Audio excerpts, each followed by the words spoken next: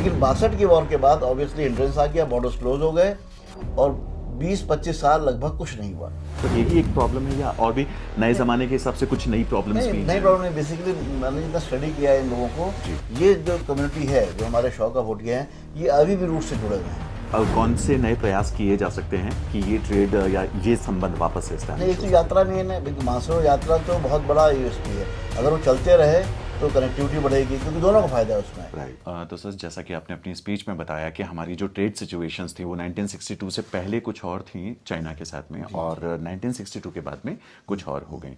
तो सर, इस पर थोड़ा सा प्रकाश डालेंगे? जी, देखिए 62 से पहले जो था, तिब्बत वो इंडिपेंडेंट नेशन, तो उनसे हमारे बहुत पुराने ट्रेड रिलेशंस थे, गोइंग बैक टू सेंचुरीज। और वो बेसिकली जो हमारी ईस्टर्न कुमाऊँ के ट्राइबल रीजन के पीपल हैं, उनका अपना एथनिक कनेक्शन भी उनके साथ है। They belong to the same Mongolian stock, तो that's why they had no problem in intermingling with the Tibet. Open porous borders थे और कई सारे पासेस थे, और ये ट्रेड जो था इट वॉज सीजनल। जिस समय ऊंचे पहाड़ों पर बर्फ़ नहीं होती थी, ये लोग क्रॉस करते थे और बर्फ़ गिरने पर अपनी जगहों पर चले जाते थे। और बहुत फ्रीक्वेंट था, आपस के रिलेशंस थे, तिब्बत के लोग, उनके अकाउंटेंट यहाँ रहते थे, और बहुत बहुत ही रेगुलराइज ट्रेड था।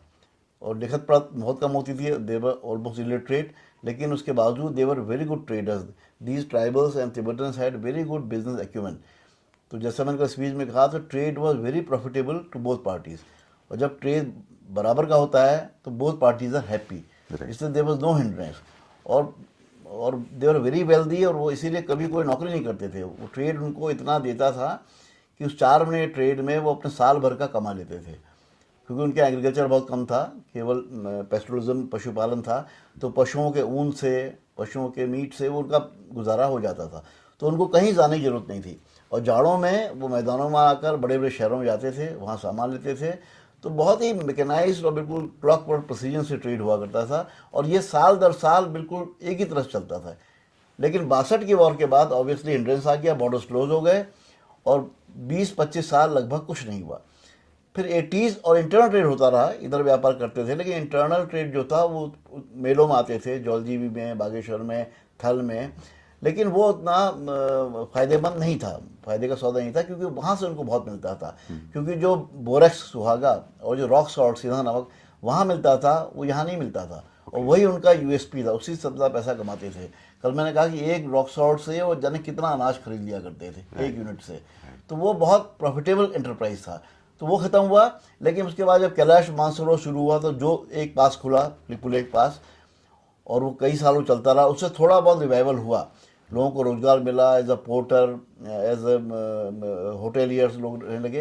लेकिन फिर बीच में 2020 में जो ये कोविड आया, उसके बाद जो गलवान स्टैंड ऑफ हुआ, फिर एकदम से रोक लग गई। इधर अब पिछले कुछ दिनों में थॉ हुआ, इस बात सुन रहे हैं कि यात्रा भी शुरू होगी। तो लेट्स होप कि रिवाइव हो। अब ट्रेड उतना तो नहीं हुआ, क्योंकि हुआ क्या है, उस पीरियड में जो जितने लोग ट्रेड में थे, हमारे जो शौका लोग थे, भोटिया लोग थे, अब वो नौकरियों में आ गए हैं। ओके। तो अब वो ट्रेड करना भूल भी गए, वो पीढ़ी लगभग खत्म हो गई है जो ट्रेड किया करेक्ट। करती थी। करेक्ट। तो they are now two services, कोई आईएएस में है, कोई आईपीएस में है, कोई बैंक्स में है। तो अब ये देखना पड़ेगा, और उनके बच्चे भी कट ऑफ हो गए रूट से। गांव जाते हैं, ऐसा नहीं, गांव वो लोग रहते हैं अभी भी। राइट। लेकिन उस ढंग से रिवाइव हो पाएगा नहीं हो पाएगा, this we can't say. Sir, मैं आपसे रिक्वेस्ट करूंगा कि इंडिया, तिब्बत और नेपाल, इन तीनों के बीच में जो एंशियंट ट्रेड था, अगर आप उस पर भी कुछ प्रकाश डाल सकें तो। The traditional trade route towards Tibet was through many passes. The most common pass used was the Lipulek Pass, which led to the Mandi of Taklakot. This pass was used by the people living in Dharma, Byas, and Chaudas valleys. Whereas the Joharis or Shokas, they used the passes of Untadhura, Kungri Bungri to reach the markets at Gartok. At Gartok, the Jongpen or the magistrate stayed. So these passes would be open only in summers and would be closed in winters when there was snow. So traders would go in June and come back in September, October. They were levied heavy taxes for all items for their stay and even for basking in the sunshine. The trade was barter trade. Things would be exchanged.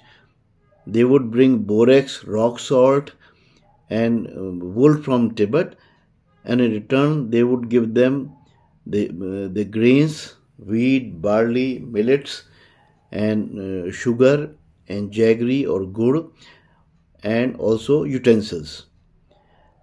At some places, the silver coins were also used, which are known as tankas.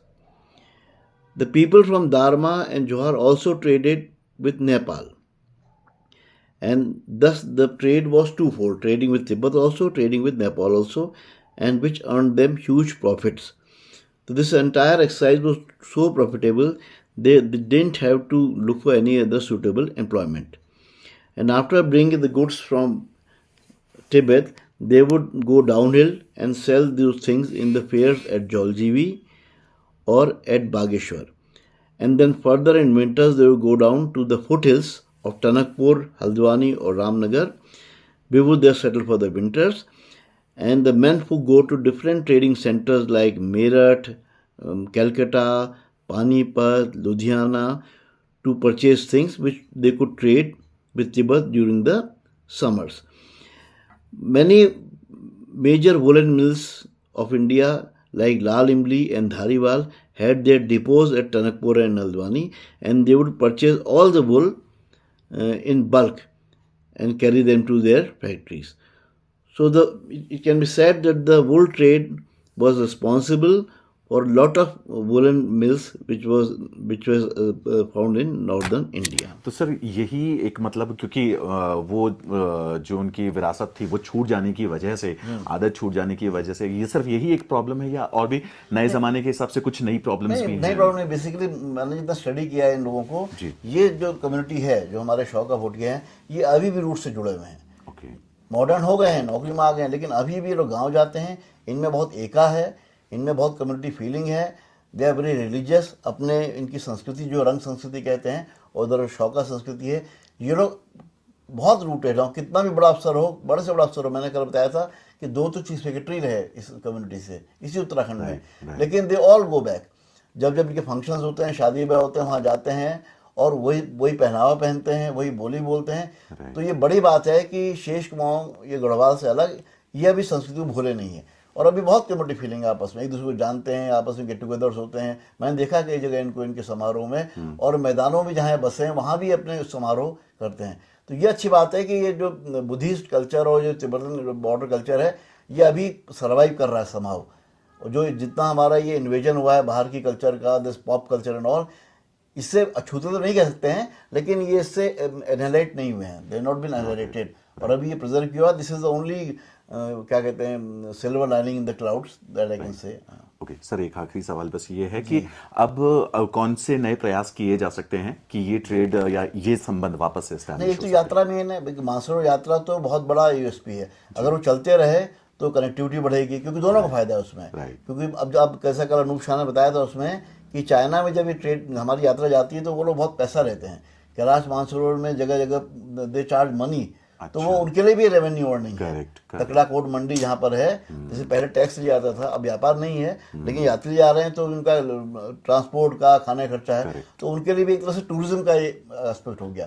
तो less than trade, more of tourism, this can be developed. और जब बढ़ेगा आपस में तो व्यापार अपने आप ही हो जाएगा। क्योंकि अभी बहुत चीज़ें हैं जो केवल उसी इलाके में होती हैं। जैसे कल डॉक्टर माया जोशी ने जम्बू की बात की थी। जम्बू एक हर्ब होता है जो पूरे पहाड़ में, जिसको हम लोग अपने दाल वगैरह में छौंका लगाते हैं, वो कहीं नहीं होता। ऐसे गंधेड़ी होती है, बहुत सारी हर्ब्स ऐसी है जो इसी इलाके में पाई जाती है, और उनकी मार्केट चीन में भी है।